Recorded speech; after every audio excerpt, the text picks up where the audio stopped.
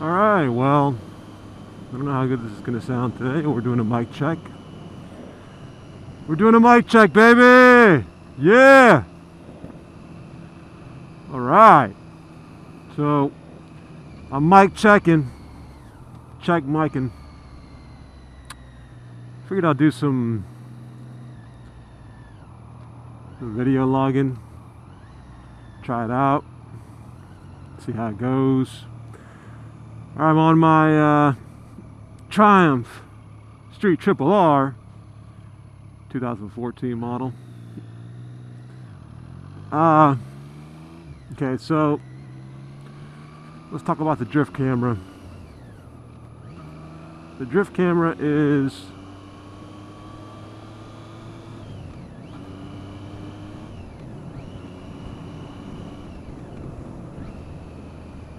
nice.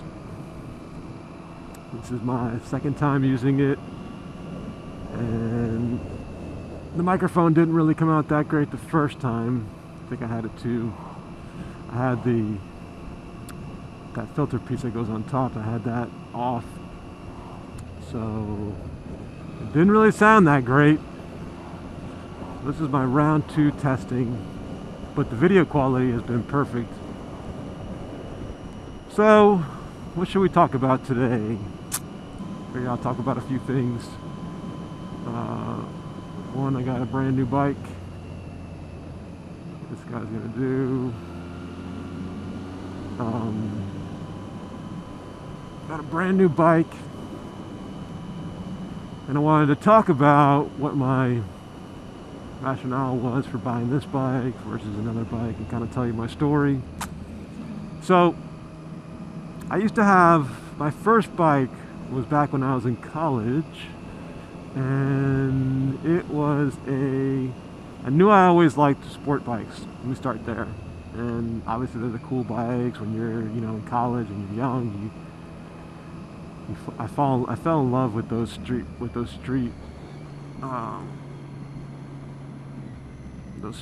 those super bikes. And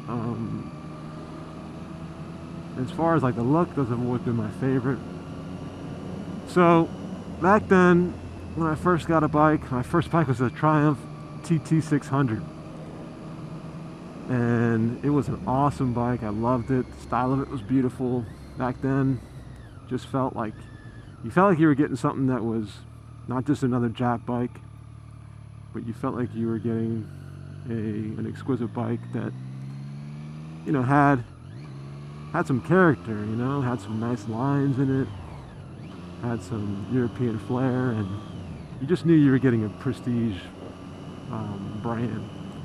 And as far as the Triumph one, I never really had any major problems. I think I had maybe one recall for something minor, like an engine kill switch or something. And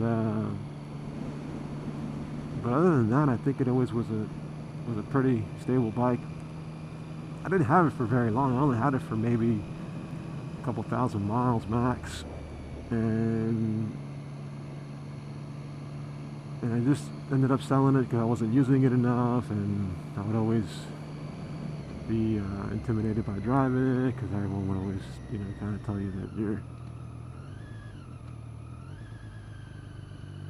it's dangerous and whatnot. So, and back then it was funny because I never even wore much gear. I'd wear gloves and wear like jeans and wear like a jacket, and that's it. Cool fire. And that was pretty much it. I mean, my gear was limited. I figured, hey, you know what? I'm wearing a jacket, I'm wearing gloves, I'm wearing jeans. I probably would even wear sneakers and a helmet. And I was like, you know what? I'm safe. It's cool. And I was being stupid back then. I actually should have been wearing more gear. And long story short, your first bike, you don't really know any better, and young kid, who knows. But anyways, luckily for me, I never had to worry about dealing with an incident on that bike, so the gear, I guess, didn't really matter. But that was my first bike, and I liked it a lot, and it was great, and it was cool to own a bike and get on it whenever you want, and just feel like you're just feel great on it. So that story was just to tell you that I always like super bikes, sport bikes, and so I sold that bike, and then I went on to another bike down the road, like 2-3 years down the road. I said, you know what, I really want a bike again, and started getting into it, watching MotoGP, and you know, the whole 9 yards, and I said, okay, I want a sport bike, blah blah blah, and I started looking at the Honda CBRs and the Yamahas and the Jap bikes, and I ended up getting myself a CBR 600. I think it was like an 05 bike, and it was cool. I mean, it definitely, I took it all the way to work every day, about a 30-mile ride, and a lot of highways and state roads and fast roads, and it was great. I mean, it did everything I wanted it to do, and it performed well, and you know, the comfort of it obviously wasn't the best because it is a sport bike, but at the end of the day, it was sleek, it was fast, it was something that you could go out and whip around and enjoy, and also take on somewhat long trips, hour here, hour there, and you know, you can kind of handle it. It's not too bad on you.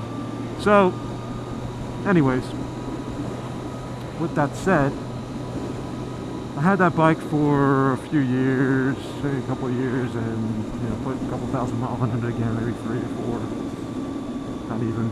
And I was still going to college at that time, and I didn't really.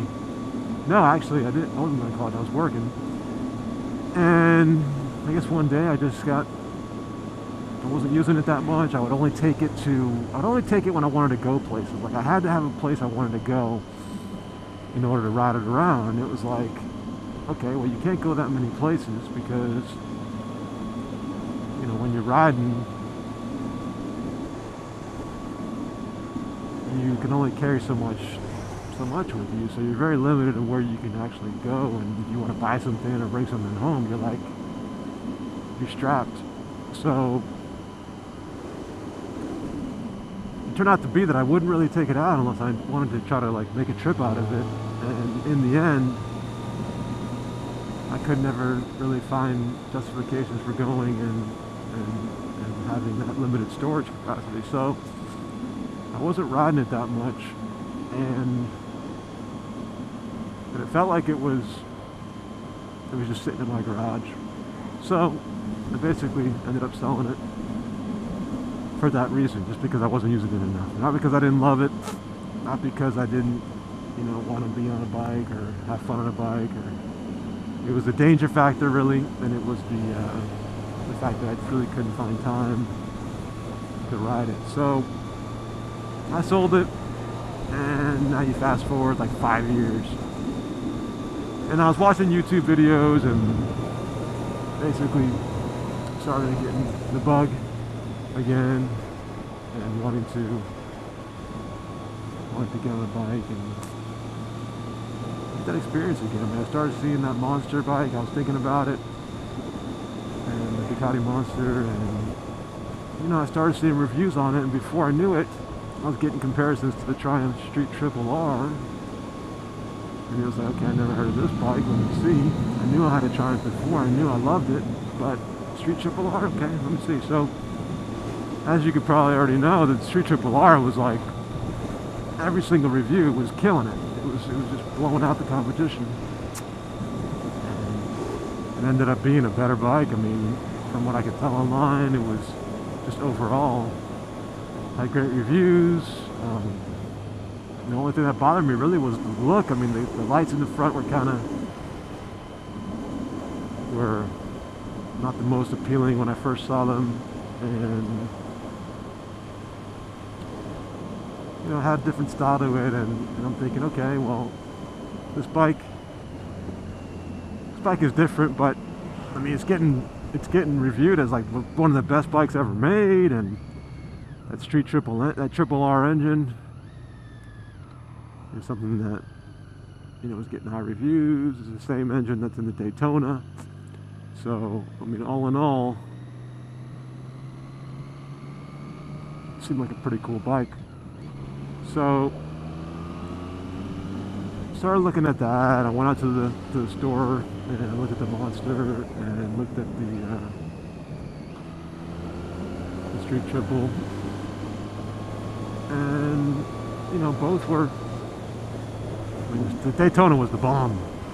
I love the Daytona. I started seeing videos on it with a guy named Engasal, Engasal. I'll put him in the comments, but he had some badass videos of his Daytona that he bought, and I kind of fell in love with it.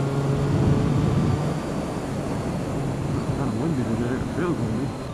So, getting back to the story, so I started getting. I watched reviews of the Daytona, and the bike is the bomb. I mean, I love the way it looks. It's a sport bike, which is my first preference. And I was watching reviews and watching results and videos, and I was started moving towards the Daytona and fell in love with the bike. I mean, to this day, I still love that bike, and I go back and forth on whether or not I should have bought that bike or not. But in the end, I mean, I went to the store and I was talking to the salespeople there, and, you know, telling them what my riding style is going to be and where I plan on taking it and what I plan on doing with it. And, you know, they were all in the opinion that Street Triple R was the better bike. Sitting on it, I can tell you that the Street Triple R had better ergos. It was a smoother bike. What I could feel, the clutch, my leg position, the way I was seating, the actual seat itself. Everything about the bike seemed to fit me. And when I sat on the Daytona, it just felt like, compared to the Street Triple R, it just felt so much more aggressive, like you were leaning all the way forward. And my back already felt like it was going to hurt, my wrist felt like it was going to hurt, my neck. So as soon as I sat on it, I started getting like negative vibes and feeling like this bike is not going to be a comfortable bike. It's going to be a bike for maybe a younger kid or somebody who, you know, could deal with that riding style. And, you know, I love the look, I love the bike. And I was looking at the Daytona 675, by the way, not the R version, but the same exact one that Engasal had. The red color, I love that color. That was the color of my first two bikes. And that was the bike I was looking at with the Street Triple R. And I felt like, as far as performance, I didn't care. I mean, Daytona might have been faster, or is faster, but from what I've seen, it's built for racing. This Street Triple R is also a track bike. I mean, you can take it on the track and you can basically ride it however you want. So I felt like if I can get the ergos that I want with the speed and the performance and somewhat of the look, I mean, I feel like I have half the look of a sport bike. You know, I could probably get away with owning a Street Triple R and feeling like I have the bike that I want that fits all my needs. So they weren't giving me a deal on either one. It was like sticker price. I mean, they wouldn't even budge. And the only place I could call that would get it for cheaper, a little bit cheaper, was like 2 hours away, and I didn't feel like driving all the way out there, so I just said screw it. And I ended up pulling the trigger on the Street Triple R. So that's what I have now. As you can see, it's a cool bike. I love it. It served me well. So far, I've only had it, like I said, 400 miles, but breaking it in still, and I have no complaints. I mean, the only thing I kind of just, every day I do think about the Daytona, don't get me wrong. I wish I would have seen I wish I could have both and test them both and see which one I like and then just keep one, but they wouldn't let me test drive them, and I kind of just made the choice that I thought was going to be the best, and maybe it is the best choice, but, you know, you always have that feeling of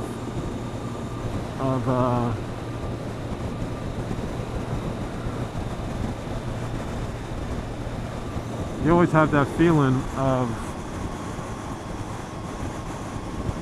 regret, of like buyer's remorse, where you know, you don't know if you made the best decision, and you really can't go back without losing your ass on as far as the money, but kind of gonna have to make the best choice that you can at the time. So anyway, so I think about the Daytona, like I said, every day, and I've been still watching Engelsall videos, and you know, part of me wishes I would have just got the Daytona, but I just knew every time I sat on it, even right now, just talking about it, every time I sat on the Daytona, it was like, just did not feel comfortable. It felt too aggressive. It felt like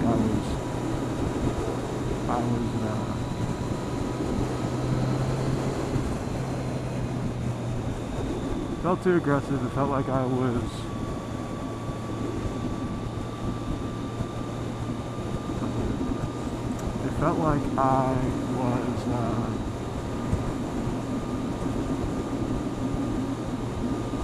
was gonna buy a bike that was just not comfortable. So I don't know. Like I said, I still kind of go back and forth and regret. And I feel like, should I got on this, should I not? But I guess I could never know unless I basically had the bike. I was able to test it out for a little while. So, anyways, I had the Street Triple R, and so far I love it. It's a nice bike. It has the steering wheel, the handlebars are a little outward, which I've gotten used to them. My back feels perfect on it. The seat feels perfect. The mirrors are a little messed up to deal with, but not too bad. The lights, the headlights have grown on me completely. I mean, I love the lights. The look of this bike is just something that you don't see on the road. It's sporty. It's got some nice lines to it. I was thinking about getting the fly screen, but you know, after I bought it, I just feel like fly screen is just a, I don't know, it's almost like taken away from the classic look of this bike, you know, which is, might just stop here. While I warm my hands up a little bit, this is my bike.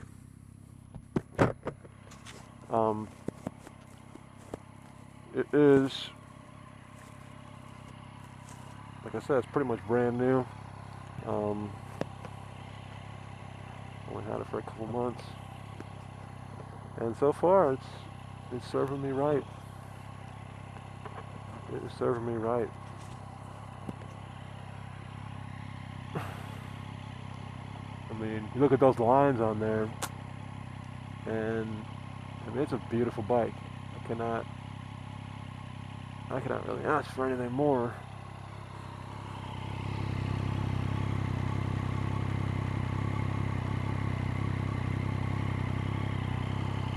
It's already getting a little rusted down there, which is interesting, but I guess that's the way bikes get.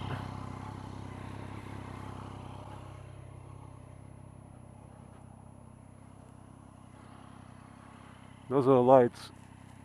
Dead ass your face. It's got a cool look to it. There's no doubt about it.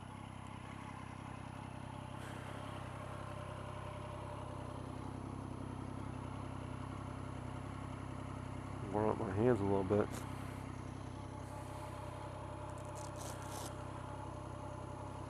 See the sticker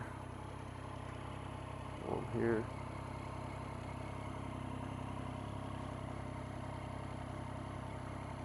It says, don't go above 6,000 RPM until you go over 600 miles, so that's fine. That's kind of my limit, which is fine.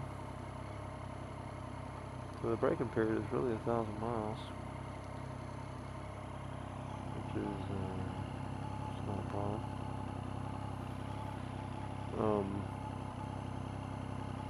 Going back to the Daytona, I still love that bike, and part of me wishes I could get it, but I can't have two bikes, can't afford two bikes. So what I got was this, And don't get me wrong, I mean, I might sound like I'm not appreciative of what I got. I love the bike. But you know, you get that feeling of, like I said, of which one you want. You know, which one would have been better. And the Daytona for me is the bike I wanted. I mean, the only problem is that it didn't feel right, which is a big deal. I mean, I can't ignore that. To sit here and say that just because you love the look of a bike and you love the sport bike look and you gravitate more towards that kind of a bike, at the end of the day, it's a matter of how you feel riding it, how it performs, how your body feels, can it handle it. Um, you know, there's a lot of different aspects about the bike that you need to take into account. And just because a bike looks good, like the Ducatis, those are my favorite looking bikes. Those bikes are beautiful.